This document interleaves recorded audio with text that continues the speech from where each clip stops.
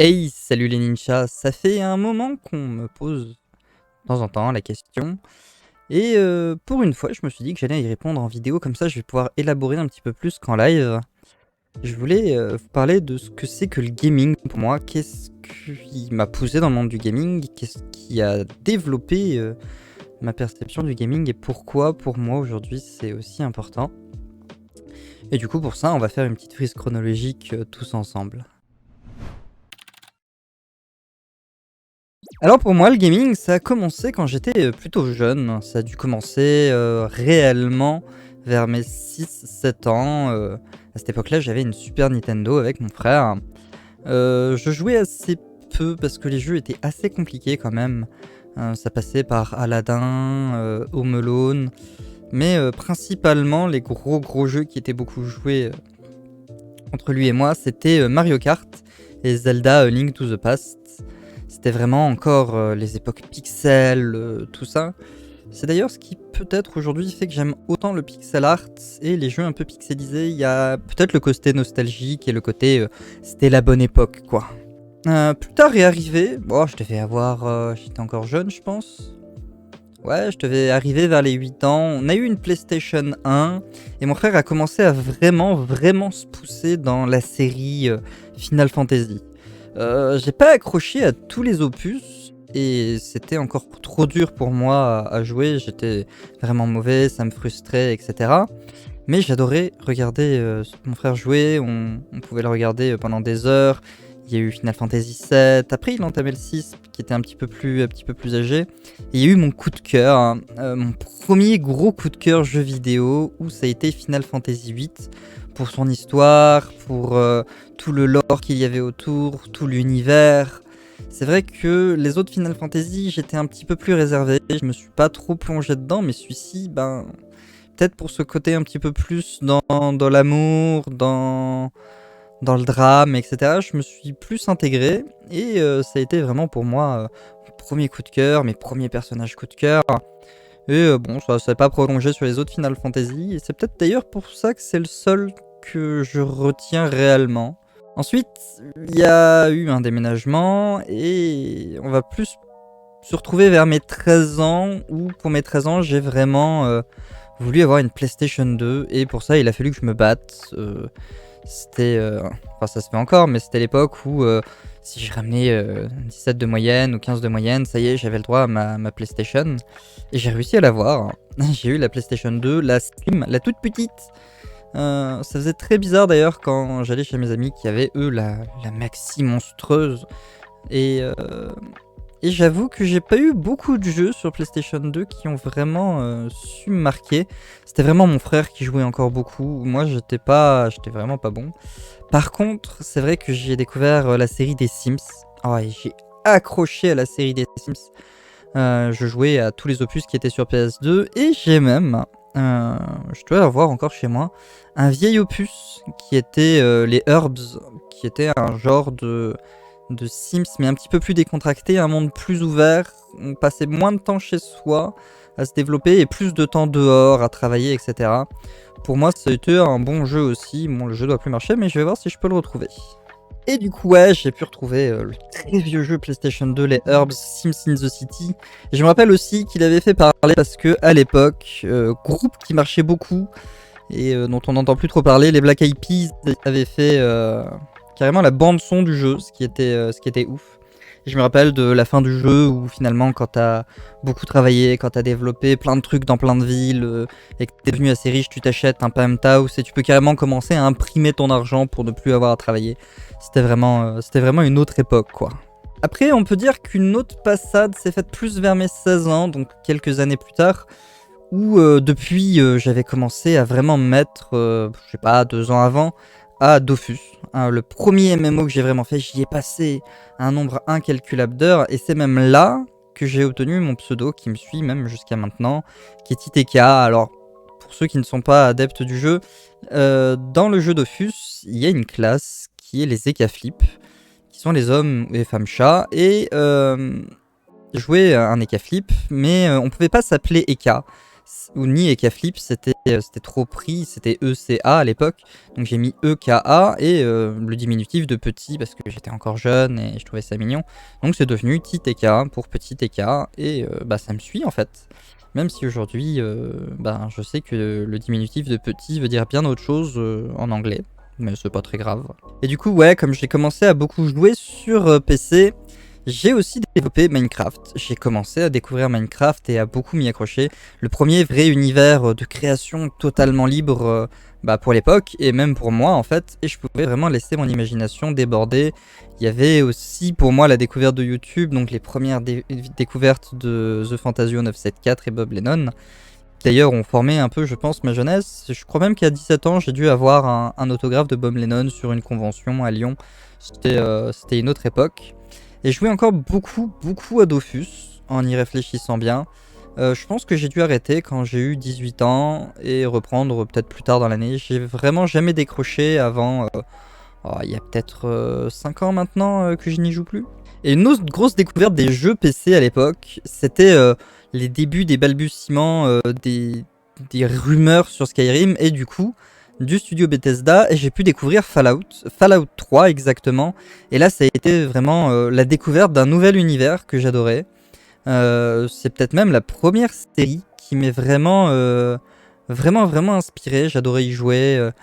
Tant le 3 que New Vegas, le 1 et le 2 sont très différents, j'ai eu plus de mal à y accrocher. Mais en vrai, même Fallout aujourd'hui, ça reste une des licences que j'adore et que j'adorerai sûrement toujours malgré les échecs comme le récent 76 à son lancement qui finalement est très bien aujourd'hui après beaucoup de mises à jour. Hey, petite information, je suis en train de faire le montage de l'épisode là maintenant et en fait j'ai appris qu'à partir du 1er novembre, le jeu Fallout New Vegas sera disponible gratuitement pour les utilisateurs Prime Video. Donc si vous n'êtes pas encore Prime, vous pouvez dès maintenant vous abonner. Le 1er novembre, vous pourrez profiter de Fallout New Vegas, qui était pour moi l'un des meilleurs jeux à une époque. Hein. Bon, il reste quand même très très bon. Et puis en plus, si vous avez envie, vous pourrez lâcher le Prime sur la chaîne Twitch. Comme ça, vous pourrez avoir quelques autres bonus. Je vous laisse profiter du reste. Après, à 18 ans, j'étais parti au Japon. Je jouais encore pas mal sur PC, un petit peu à Dofus.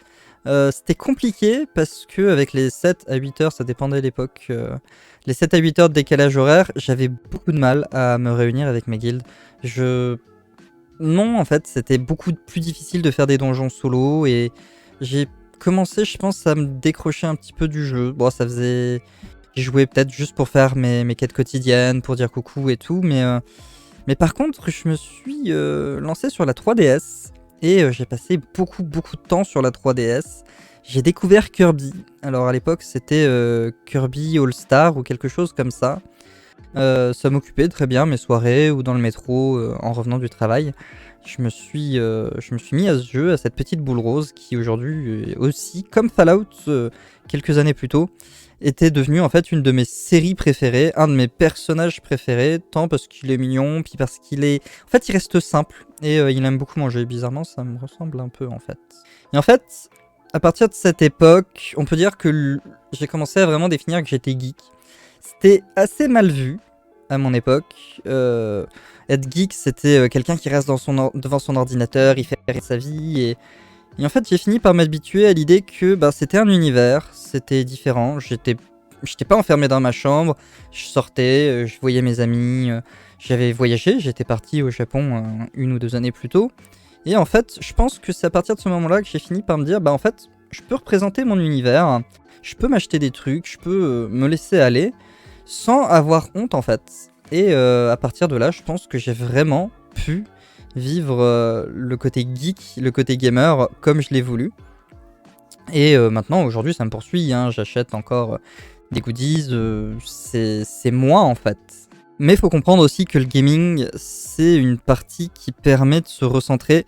C'est un loisir, principalement à l'origine, mais c'est des petits univers dans lesquels on va pouvoir vivre des aventures, on va pouvoir se décharger de ce qu'on vit. C'est quelque chose dans lequel j'incite les gens à pouvoir se libérer un petit peu, de se dire, voilà, j'ai eu une journée compliquée, je vais aller sur Dofus, c'est pas parce que je travaille dans Dofus que je travaille dans la vraie vie en fait. Je peux ramasser, je peux faire ce que je veux, je suis libre. C'est une liberté qu'on n'a pas forcément tous les jours et qui nous permet de vraiment prendre du recul sur des situations qui sont déjà difficiles pour certains au quotidien. Et c'est aussi pour certains la possibilité de se faire des amis. Parce qu'en fait, j'ai fait énormément de rencontres via les jeux vidéo, des bonnes et des mauvaises, mais surtout des bonnes qui sont restées encore aujourd'hui. J'ai des amis que je n'ai connus que grâce à Dofus ou que je n'ai connus que grâce à Minecraft par exemple et qui continuent de faire partie de ma vie au quotidien en fait. Je dirais que l'important c'est pas de vouloir faire quelque chose des jeux, de vouloir se dire bah voilà les jeux c'est bien mais 2 heures par jour c'est juste un loisir, ça peut être l'univers de quelqu'un parce que en fait on a des univers de tout, il y en a ils vont passer je sais pas 10-15 heures par semaine à vouloir développer le sport, à vouloir s'entraîner, à vouloir devenir meilleur et faire la même chose sur un jeu vidéo, ben finalement c'est pas si bête que ça.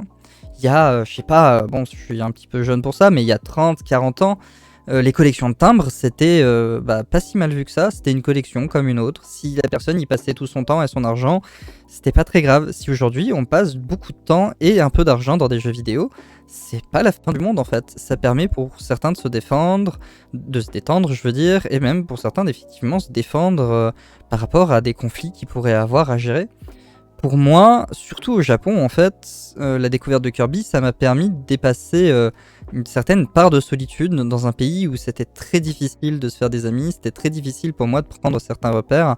Et du coup, ça a été libérateur hein, et j'inciterai toujours quelqu'un à pouvoir se développer au travers des jeux vidéo et à affronter certaines parties difficiles sans pour autant les fuir en fait. Après, je trouve que c'est encore difficile aujourd'hui de dire qu'on est vraiment geek. C'est encore assez mal vu, alors que finalement, c'est quelque chose qui est plutôt commun de jouer aux jeux vidéo. Je sais pas, je vois énormément de gens se balader dans la rue avec des t-shirts de Z-Event. Mais je sais pas, j'ai cette impression que les gens traitent toujours du geek comme si c'était une insulte ou quoi que ce soit. Alors qu'en fait, c'est des personnes qui sont partout dans la société, qui forment nos amis en fait.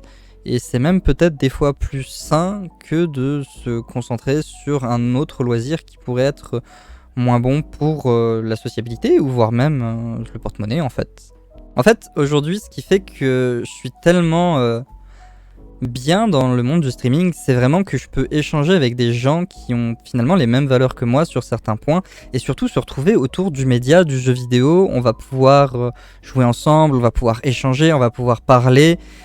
Et ça me permet, moi, d'évoluer, mais pour ceux qui me suivent, notamment certains d'entre vous, ça permet aussi de se retrouver.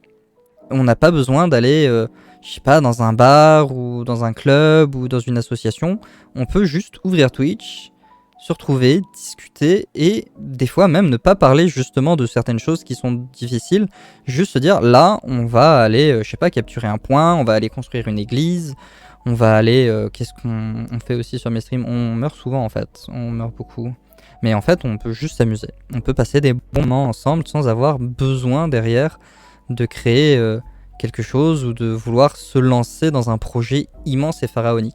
Bref, après, je sais pas comment vous avez évolué là-dedans. J'espère que vous pourrez me parler un petit peu dans les commentaires de quelles ont été les vraies licences qui vous ont vraiment marqué. Qu'est-ce qui fait qu'aujourd'hui vous aimez l'univers du jeu vidéo, quelles sont les licences que vous ne lâcheriez pour rien au monde, même si demain on vous annonçait un changement complet de l'univers du jeu, et finalement de me dire ce que vous pensez de l'univers geek. Est-ce que pour vous c'est quelque chose dont vous êtes fier, ou est-ce que c'est au contraire quelque chose qui ne vaut pas le coup de mettre en avant?